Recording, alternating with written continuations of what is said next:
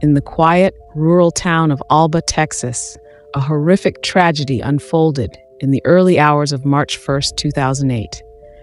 A family home was consumed by flames, and inside, a deeply religious family faced an unimaginable nightmare.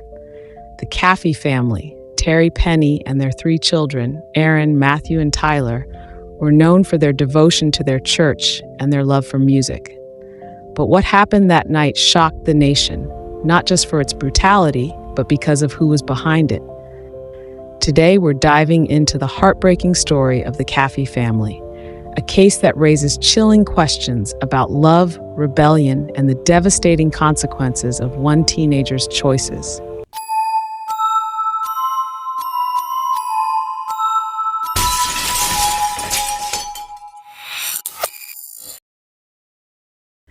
The Caffeys were a tight-knit family living in a modest cabin in Alba, a small community of just under 500 people, nestled between Sulphur Springs and Tyler. Terry Caffey, a home health aide and lay preacher, and his wife Penny, a talented pianist at Miracle Faith Baptist Church, were deeply involved in their faith. Their children, 16-year-old Erin, 13-year-old Matthew, known as Bubba, and 8-year-old Tyler, shared their passion for music. Matthew played the harmonica, Tyler the guitar, and Erin was a gifted vocalist who often moved congregants to tears with her passionate singing. The family had homeschooled their children for years, using a Bible-based curriculum, partly because Erin had been diagnosed with attention deficit disorder. Just 6 weeks before the tragedy, the kids had returned to public school, with Erin attending Rains High School. Life seemed idyllic, but beneath the surface, tensions were brewing. Erin, a bright and bubbly teen, began to change in late 2007 when she started working part-time at a Sonic fast food restaurant. It was there she met 18-year-old Charlie Wilkinson, a young man with a troubled background. Their relationship quickly grew serious, and Charlie even gave Erin his grandmother's engagement ring as a promise ring. But Erin's parents, Terry and Penny, grew concerned. They noticed Erin slipping in school, dressing differently, and pulling away from church activities. When Penny discovered Charlie's MySpace page, filled with references to alcohol and inappropriate behavior, the Caffeys decided enough was enough. In February 2008, Terry and Penny confronted Erin about her relationship with Charlie. They demanded she return the promise ring and end things completely. On February 27th, just days before the tragedy, they grounded Erin, took away her car, and forbade her from seeing Charlie. To their surprise, Erin didn't argue. She even claimed she'd been wanting to break up with him, but didn't know how. Her parents believed the matter was settled, but they couldn't have been more wrong. Behind closed doors, Erin was furious. She felt Charlie was her future, and her parents' disapproval was an obstacle she couldn't accept. According to court records, Erin had a history of reacting drastically to such conflicts. A former boyfriend, Michael Washburn, later revealed that Erin had once asked him to harm her family when they disapproved of their relationship, though he refused and ended things. Now, with Charlie, Erin's obsession took a darker turn. She began talking about a permanent solution, one that would remove her parents' control forever. At school, Erin reportedly brought up the idea of eliminating her family multiple times, even discussing it during lunch breaks. Charlie, described by friends as having lost puppy dog syndrome, was desperate to please Erin. Despite moments of hesitation, where he suggested they simply run away, Erin insisted there was only one way they could be together. Over the course of a month, a chilling plan took shape. On the night of February 28, 2008, the Caffey family went to bed unaware of the horror about to unfold. Around 1:30 a.m., Charlie Wilkinson and his friend, 20-year-old Charles Wade, drove to the Caffey home with Wade's girlfriend, 18-year-old Bobby Johnson, and Erin in the car. Earlier that night, they'd attempted to approach the house, but were deterred by the family's barking dog. Erin called Charlie, assuring him she'd quiet the dog, and urged them to return. At approximately 3 a.m., Wilkinson and Wade entered the Caffey home through the unlocked front door. Armed with a .22 caliber samurai-style swords, they moved silently toward Terry and Penny's bedroom. The sound of the door hitting the laundry room dryer woke the couple, but before they could react, erupted. Penny was shot multiple times and attacked with a sword, suffering catastrophic injuries. Terry, struck by 5 bullets, including one to the face, was left for dead. Upstairs, 13-year-old Matthew, alerted by the noise, stepped out to the balcony. He cried out, "Charlie, why are you doing this?" before being shot. 8-year-old Tyler, hiding in a closet, was discovered by the intruders. The 2 men took turns attacking him with their swords, leaving him lifeless.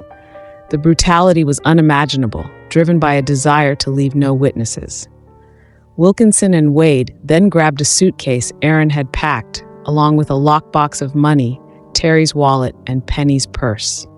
Using cigarette lighters, they set fire to furniture and clothing, hoping to destroy evidence.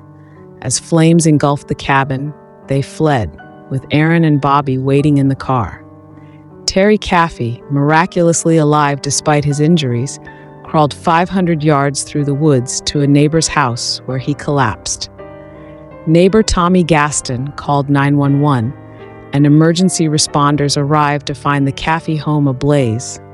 Firefighters later discovered the remains of Penny, Matthew, and Tyler. Terry was rushed to a hospital, fighting for his life.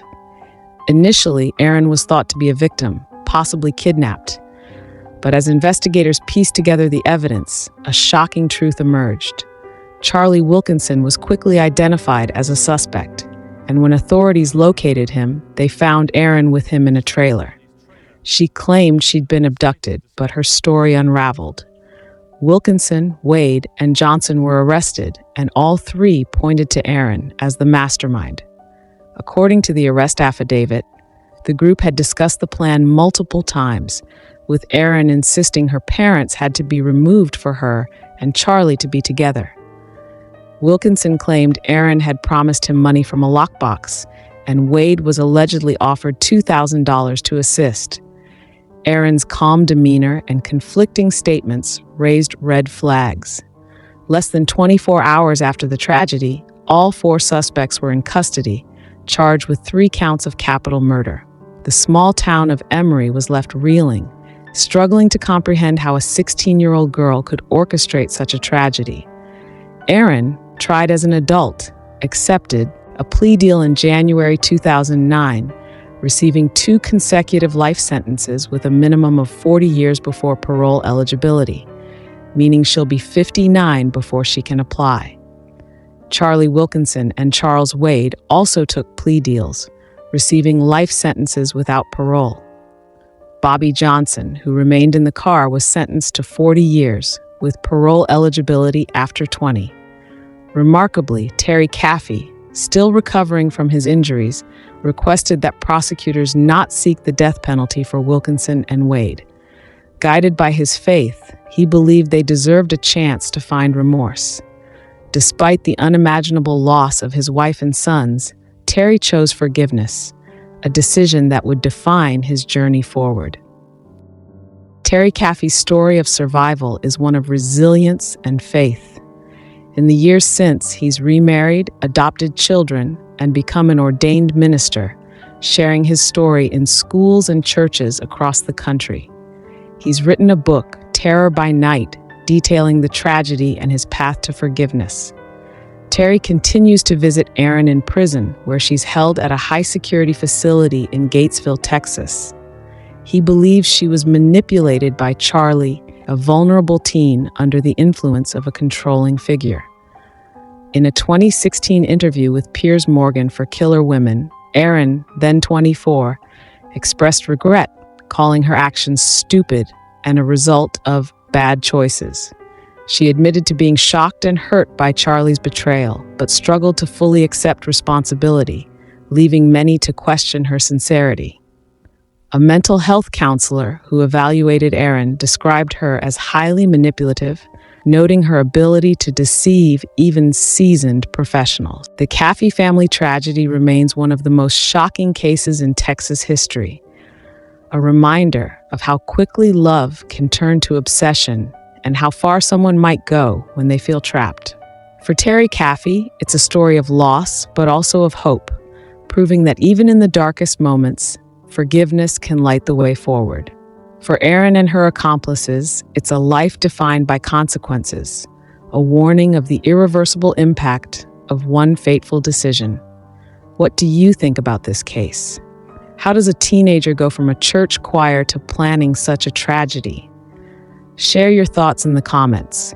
And if you found this story compelling, hit that like button and subscribe for more true crime stories. Until next time, stay safe and thank you for watching.